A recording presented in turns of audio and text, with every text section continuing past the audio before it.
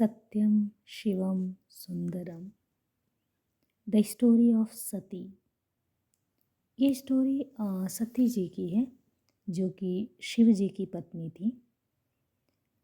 King दक्ष, राजा दक्ष, जो कि ब्रह्मा जी के पुत्रों में से एक पुत्र थे।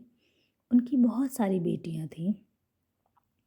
जो 27 उनकी बेटियां थीं, उन्होंने जो देवता चंद्र हैं, चंद्रदेव से ही उन लोगों ने शादी की थी, जो कि काफ़ी अच्छे थे देखने में।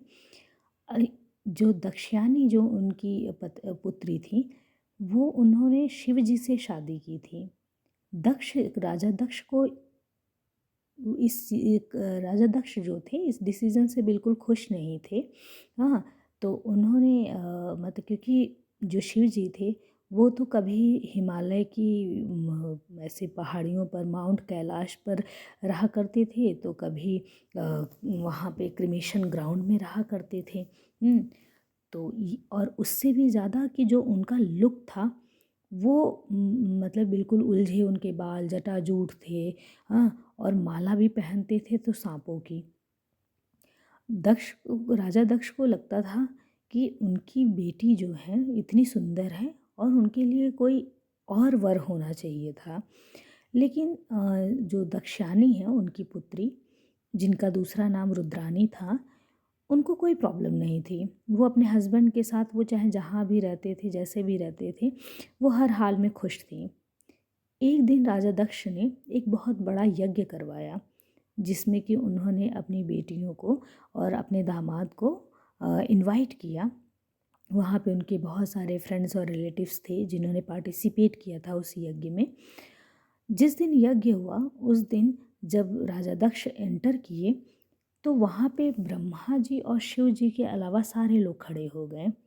हाँ, और शिव जी नहीं खड़े हुए। राजा दक्ष को ये चीज़ बड़ी बुरी लगी। उन्हें लगा कि चलो, माना कि ये देव हैं, लेकिन उनके दामाद हैं, तो उस बेसिस पे उन्हें खड़े होना चाहिए था। राजा दक्ष को ये चीज़ बड़ी इंसल्टिंग लगी। कुछ महीनों बाद राजा दक्ष ने दोबारा से यज्ञ शुरू किया, दोबारा से दूसरा यज्ञ रखा। इस टाइम उन्होंने अपनी पुत्री दक्षानी और दामाद शिव जी को उन्होंने कोई इनविटेशन नहीं दिया। जब दक्षानी जी ने अपनी बहनों से ये बात सुनी कि मतलब कि सभी लोग वहाँ पे आ रहे हैं, यज्ञ हो रहा है, तो उन्होंने शिव जी से कहा कि मैं अपने पिताजी के घर जाना चाहती हूँ, वहाँ पे यज्ञ है, तो क्या आप मेरे साथ चलेंगे?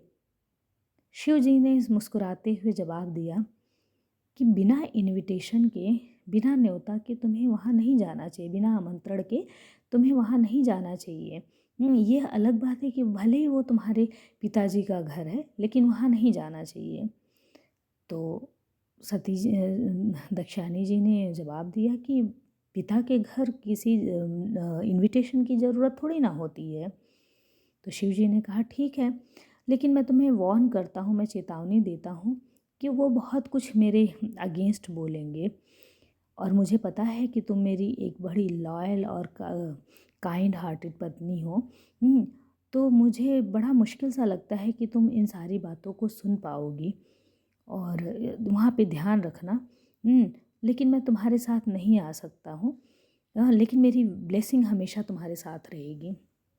दक्षानी जी फटाफट उन्होंने अपना गिफ्ट पैक किया और अपने नंदी, जो कि शिव जी की पहली सवारी थी, उससे अपने पिताजी के घर आ गई। जब राजा दक्ष ने अपनी बेटी को देखा तो उन्होंने कहा कि अरे, वो मैं तो तुम्हें इनविटेशन देना ही भूल गया था।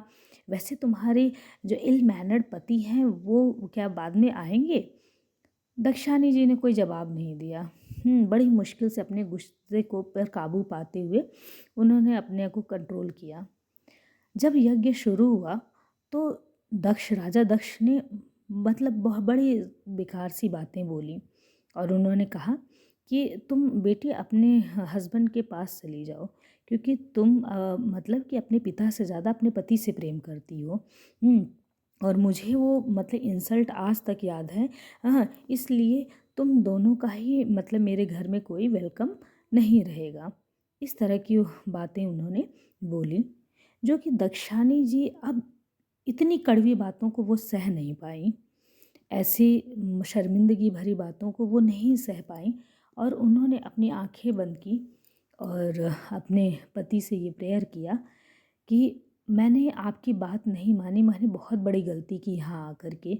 आपने चेतावनी दी थी पर मैंने उस बात को नहीं माना। आप बिल्कुल सही थे और मैं अपने पिताजी के ऐसे शब्दों को सुन कर के मैं नहीं मतलब रह सकती हूँ। और उसी समय उन्होंने आग में मतलब वो आग में कूद गईं। और वो सती हो गईं।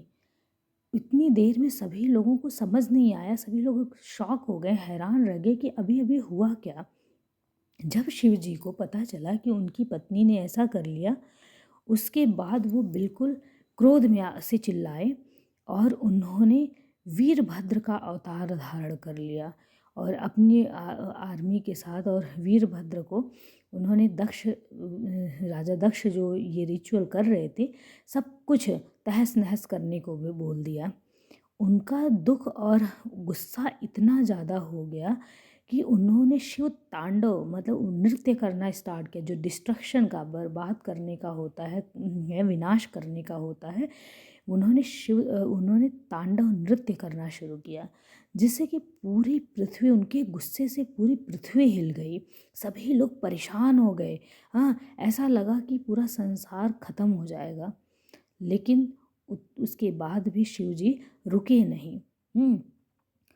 अब चूँकि वीरभद्र और मतलब कि अब अपने आदमी के साथ यज्ञ को का तो पूरा उन्होंने ख़त्म कर दिया, राजा दक्ष का सर काट दिया और जो भी साधु संत महात्मा जो लोग भी आए थे सबको ख़त्म कर दिया। अब ये सब डिस्ट्रक्शन, ये सब विनाश सब जारी रहा। फिर उसके बाद सभी देवता ब्रह्मा जी के पास गए, उन्होंने मदद मांगी तो ब्रह्मा जी ने शिव जी से विनती करते हुए कहा कि मतलब कि राजा दक्ष मतलब उनसे माफ़ी मांगना चाहते हैं और जिससे अब दोबारा से मतलब पूरी दुनिया जैसे थी वैसे ही हो जाए। हाँ, उन्हें माफ़ कर दो। फाइनली शिव जी शांत हुए और वो तो भोलेनाथ हैं। फिर उनकी दया की भावना जाग गई। उन्होंने दक्ष जी को दोबारा से जीवन दान दिया, लेकिन उनका जो सर था वो बकरी का सर उनके वो ऊपर लगा दिया जिससे कि उनको अपनी इस मूर्खता का हमेशा एहसास रहे। हाँ, और दक्ष जी को जैसे ही जीवन मिला वैसे ही वो शिव जी के पैरों में गिर गए और उनके एक बहुत बड़े भक्त बने। तो इस तरह से जो है कि दोबारा से पृथ्वी जो है बची।